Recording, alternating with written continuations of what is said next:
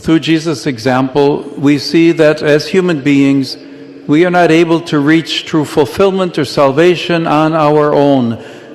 We cannot finish the mission of our life by simply accumulating power or money.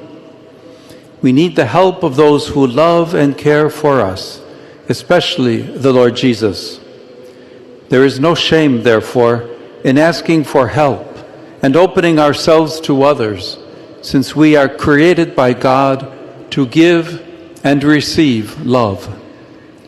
Let us realize then, brothers and sisters, that there is nothing more human, nothing more divine than asking for help.